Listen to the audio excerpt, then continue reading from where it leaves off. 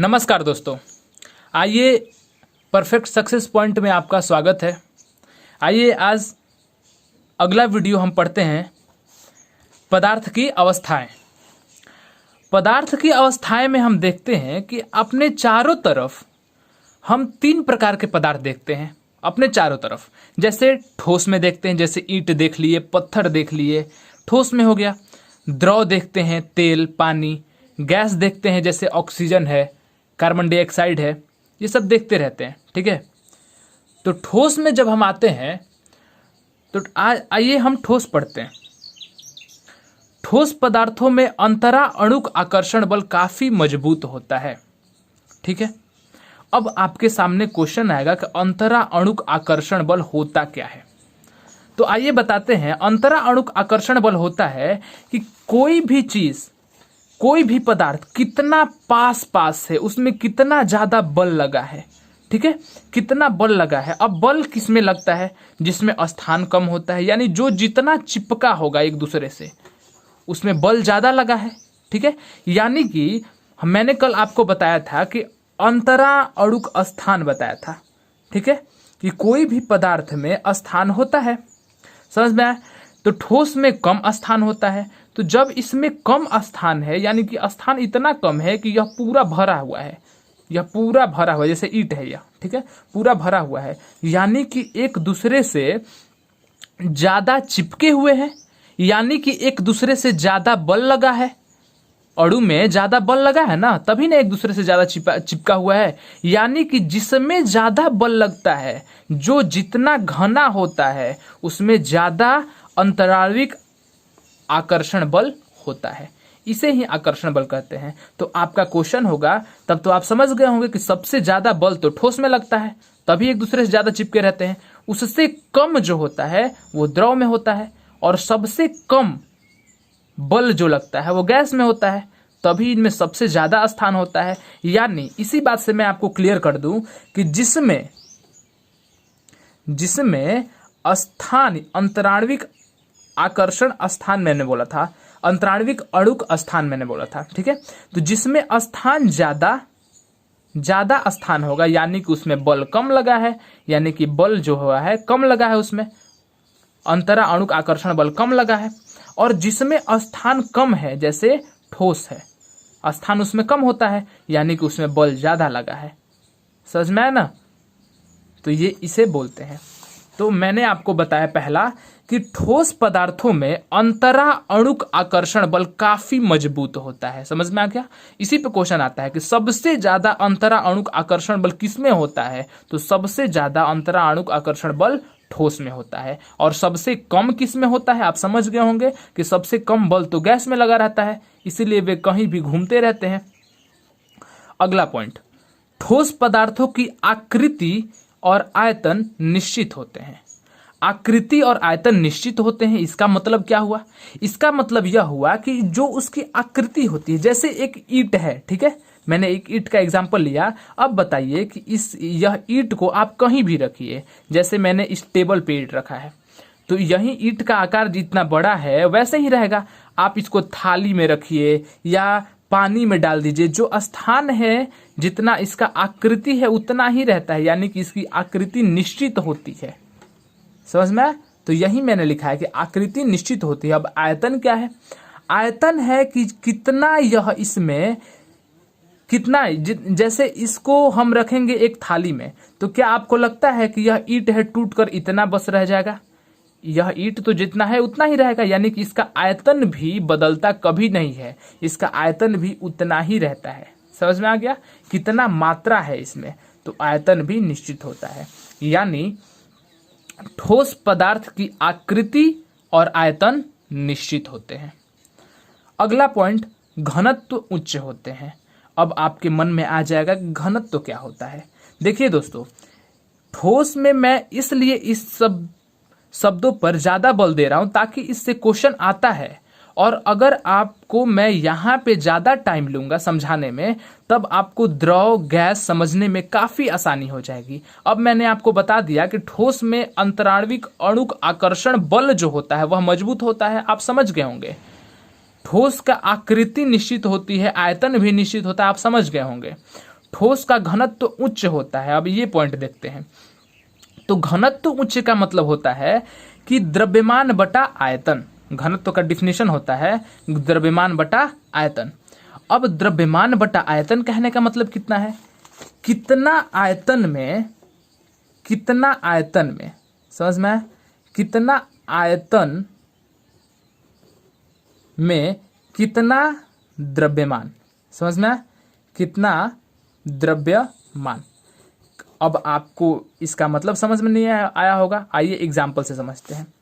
जैसे आयतन में मैंने 1 लीटर जल लिया है या 10 लीटर जल लिया है, समझ में?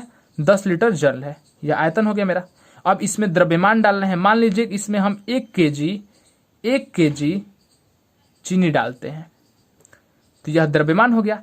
तो 10 लीटर में 1 केजी मैंने चीनी डाला और वहीं पे 10 लीटर ही आयतन लिया, लेकिन इसमें मैंने डाल दिया है 5 केजी चीनी। अब बताइए, मैं आपसे पूछूंगा कौन सा ज्यादा गाढ़ा होगा, तो आप बता सकते हैं कि यह वाला ज्यादा गाढ़ा होगा, यानी जिसमें ज्यादा द्रव्यमान होगा।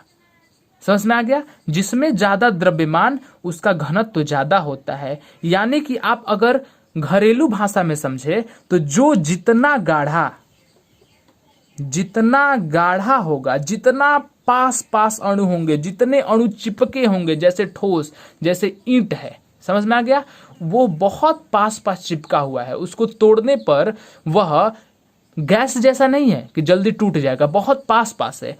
यानी जितना गाढ़ा उतना ज्यादा क्या होता है, इसका घनत्व होता है।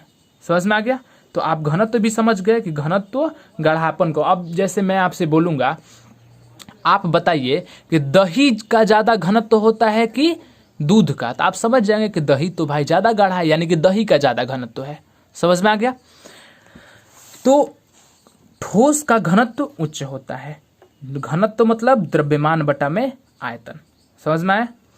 अब इसका मतलब क्या है, इसका मतलब भी मैं आपको समझा दूं। इसका मतलब यही हो गया कि जिसका, मैंने क्या बताया कि जिसका द्रव्यमान ज्यादा।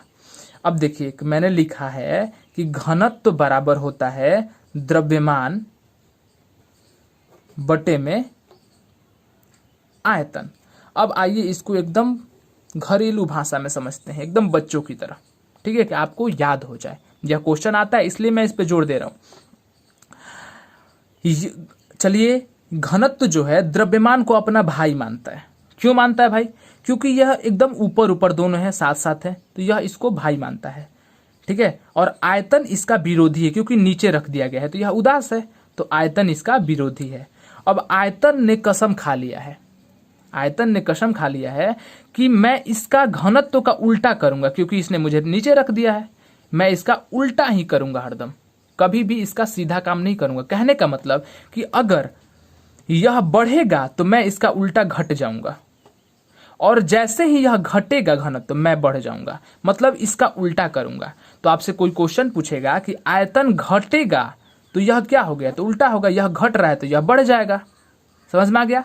अब कोई पूछे कि अगर आयतन घटेगा तो यह बढ़ जाएगा, अगर कुछ पूछ दिया कि आयतन बढ़ेगा तो घनत्व क्या होगा, तो यह आयतन बढ़ेगा तो घनत्व भी घट जाएगा, क्योंकि उल्टा होगा।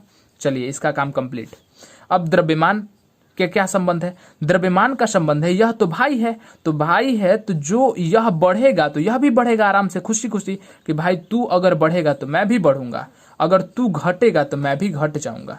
समझ में आ गया? यानी कि यहां से कहने का मतलब है कि घनत्व के समानुपाती होता है द्रव्यमान। समानुपाती मतलब ऊपर, ठीक है, मतलब बढ़ेगा डायरेक्टली। समझ में आ गया? और घनत्व का व्युत्क्रमानुपाती है आयतन, मतलब 1/, में मैंने कुछ नहीं लिखा है, बस यह बटा में है तो यह बटा में लिख दिया, यह ऊपर है तो ऊपर लिख दिया। समझ में आ गया? और यह घटेगा तो यह बढ़ेगा, नीचे जो रहता है वह उल्टा होता है, कहीं भी जो नीचे रहेगा उल्टा रहे, यह बढ़ेगा तो यह घट जाएगा, यह बढ़ेगा तो अब यह घट जाएगा। समझ में आ गया? और ऊपर वाला जो होता है साथ होता है। तो चलिए, आपसे कोई अब पूछेगा, क्वेश्चन आएगा एग्जाम में कि बताइए कि अगर किसी का द्रव्यमान बढ़ रहा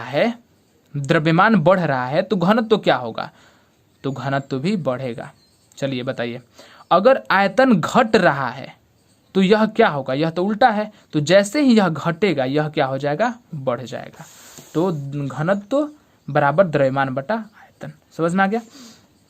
इसका एसआई यूनिट होता है, एसआई मात्रा घनत्व का किलोग्राम पर मीटर क्यूब। समझ में आ गया ना, किलोग्राम पर मीटर क्यूब। द्रव्यमान का एसआई हो जाएगा केजी और आयतन का मीटर क्यूब होता है, तो इसका किलोग्राम पर मीटर क्यूब हो जाता है। चलिए आगे देखते हैं।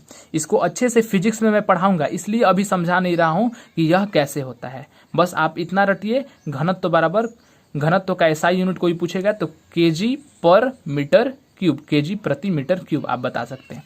चलिए, ठोस का द्रवणांक और क्वथनांक उच्च होता है। आपको द्रवणांक भी आगे पढ़ाऊंगा इसी चैप्टर में, क्वथनांक भी पढ़ाऊंगा। यहां बस छोटा मैं बता दूं कि द्रवणांक मतलब होता है गलने वाला ताप, समझ में आ गया, और क्वथनांक मतलब होता है उबलने वाला ताप। मतलब कोई चीज जिस ताप पर उबलता है क्वथनांक, कोई चीज जिस ताप पर गलता है वह द्रवणांक है। मैंने क्यों लिखा है यह उच्च होता है, क्योंकि आप देखेंगे कि कोई भी ठोस है, जैसे एक मैंने लिया है कोई ठोस, आप जानते हैं कि इसको जब गलाएंगे हम, गलाने के लिए बहुत ज्यादा ताप देना पड़ेगा, ताप बहुत ज्यादा। समझ में आ गया, यानी कि इसका गलने का जो ताप है बहुत ज्यादा है, यानी कि द्रवणांक बहुत ज्यादा है। गलने वाला ताप है बहुत ज्यादा होता है ठोस का, और ठोस उबलता भी बहुत ज्यादा ताप पे है। बहुत ज्यादा जब टेम्परेचर देंगे उसको, बहुत ज्यादा गर्म करेंगे, तब जाके वह उबलेगा ठोस चीज। समझ में आ गया, यानी कि क्वथनांक भी उच्च होता है। तो ठोस का आपके एग्जाम में जब आएगा कि बताइए कि ठोस का द्रवणांक क्या होता है, द्रवणांक उच्च होता है, ठोस का क्वथनांक भी उच्च होता है, और यह जब भी होगा कमरे के ताप से अधिक होगा।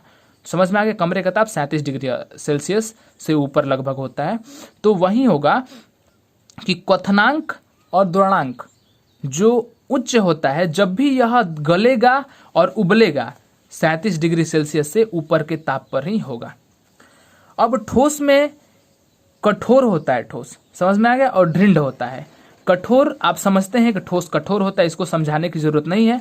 और दृढ़ मतलब आपको पता है कि मजबूत होता है। समझ में आ गया, तो कठोर होता है और दृढ़ होता है, ये पॉइंट आसान है। अगला पॉइंट, ठोस जो होता है असंपीड्य होता है। असंपीड्य मतलब क्या होता है, असंपीड्य मतलब होता है जो दबाया ना जा सके। समझ में आ गया, जैसे जो कम दबता हो असंपीड्य है, और जो दबता हो, समझ में आ गया, जो दबता हो उसको क्या तब बोलेंगे भाई, संपीड्य बोलेंगे। जो दबता हो उसको संपीड्य बोलेंगे, और जो नहीं दबता हो तो उसको असंपीड्य बोलेंगे। इसीलिए ठोस असंपीड्य होता है। इसका अपवाद होता है पावरोटी और स्पंज।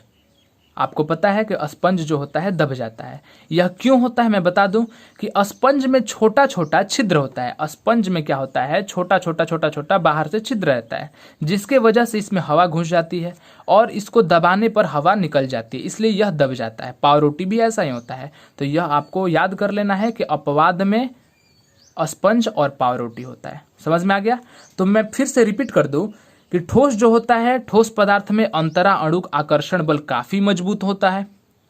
ठोस पदार्थ की आकृति और आयतन दोनों निश्चित होता है। ठोस का घनत्व जो होता है गाढ़ा उच्च होता है। ठोस का द्रवणांक और क्वथनांक दोनों उच्च होता है। ठोस कठोर और दृढ़ होते हैं। ठोस असंपीड्य होते हैं। समझ में आ गया। एग्जाम्पल, पुस्तक, आप समझते हैं कि पुस्तक एक ठोस चीज है। समझ में आ गया। रबड़ बैंड, अब आपके मन में आएगा क्या रबड़ बैंड ठोस है, तो हाँ रबड़ बैंड ठोस है। जैसे ही उसको खींचते हैं वह खींचकर लंबा तो हो जाएगा, पुनः छोड़ने पर वह अपनी अवस्था में आ जाता है, इसलिए रबड़ बैंड जो होता है वह ठोस है। चीनी, नमक, मेज, यह सब ठोस है। अब किसी किसी बच्चों के मन में आएगा कि चीनी और नमक ठोस है, आपने तो बताया कि आकृति और आयतन दोनों निश्चित होता है, लेकिन किसी बर्तन में हम रखेंगे चीनी नमक को तो वह उस बर्तन का हो जाता है। जैसे मैं नमक को एक बोतल में रखा तो वह बोतल का आकार का हो गया। नमक को एक थाली में रखा, थाली का आकार का हो गया। कटोरी में रखा, उसके आकार का हो गया। यह क्यों होता है, यह उसके आकार का तो होता है, लेकिन आप देखिए कि चीनी, मान लीजिए कि इतना है चीनी, तो इसका आकार तो नहीं बदलेगा ना, बोतल में जाए चाहे थाली में जाए या कहीं भी जाए, इसका आकार कभी नहीं बदलेगा। इसकी वजह से चीनी और नमक सब ठोस है। समझ में आ गया। अब एक चीज और हम लोग पढ़ेंगे, ऊर्ध्वपातन। ऊर्ध्वपातन क्या होता है, क्योंकि ठोस का काम आज कंप्लीट कर देते हैं। ऊर्ध्वपातन क्या है, कोई भी ठोस पदार्थ को गर्म जब करेंगे और वह द्रव में ना बदले, डायरेक्ट गैस में बदल जाए, उसको ऊर्ध्वपातन कहते हैं। जैसे कपूर, आपने देखा होगा कपूर को जैसे ही हम लोग गर्म करते हैं वह द्रव में नहीं बदलता है, डायरेक्ट गैस में चला जाता है। तो ऐसे पदार्थ को ऊर्ध्वपातित पदार्थ कहते हैं। ठोस से गर्म करने पर गैस में चला जाएगा। और आपके मन में आ गया क्या गैस को ठंडा करने पर फिर ठोस आता है? हाँ, गैस को हम लोग जैसे ही संघनन करते हैं किसी विधि से तो ठोस में पुनः आ जाता है। तो ऊर्ध्वपातन का आप परिभाषा लिख सकते हैं कि वैसा ठोस पदार्थ जो गर्म करने पर गैस में बदल जाए और संघनन करने पर पुनः ठोस में बदल जाए, उसे ऊर्ध्वपातन कहते हैं। अब एग्जाम्पल में कौन कौन सा है, एग्जाम्पल बहुत इंपॉर्टेंट है, एग्जाम में आता है। कपूर, कर्पूर भी बोलते हैं इसको। आयोडीन, समझ में आ गया। अमोनियम क्लोराइड, इसको नौशादर भी बोलते हैं। तो अमोनियम क्लोराइड, इसका फॉर्मूला होता है NH4Cl। तो अमोनियम क्लोराइड हो गया, नेफ्थलीन हो गया। शुष्क बर्फ मतलब ठोस कार्बन डाइऑक्साइड। कार्बन डाइऑक्साइड तो गैस होता है, लेकिन जब गैस का ठोस रूप हो जाता है उसको शुष्क बर्फ कहते हैं। तो ये सब ऊर्ध्वपातन का एग्जाम्पल है, आपको रटना है। फिर से रिपीट कर देता हूं, ऊर्ध्वपातित कौन कौन सी वस्तु है? कपूर है, कोई पूछेगा तो बता दीजिएगा। आयोडीन है, अमोनियम क्लोराइड है जिसे नौशादर भी कहते हैं, नेफ्थलीन है, शुष्क बर्फ है, ये सब ऊर्ध्वपातित वस्तु है। उम्मीद है दोस्तों आप लोग को समझ में आया होगा। अगला वीडियो में हम लोग अच्छे से द्रव के बारे में पढ़ेंगे। मुझे टाइम इसलिए लगा ताकि हर वर्ड को अच्छे से आपको समझा सकूं। अब यह वर्ड अगर आगे आएगा तो आपको प्रॉब्लम नहीं होगी। दोस्तों अगर आपको पसंद आया तो इस चैनल को सब्सक्राइब जरूर करें और कमेंट करके ज़रूर बताएं कि मेरे पढ़ाने का तरीका आपको कैसा लगा। धन्यवाद दोस्तों।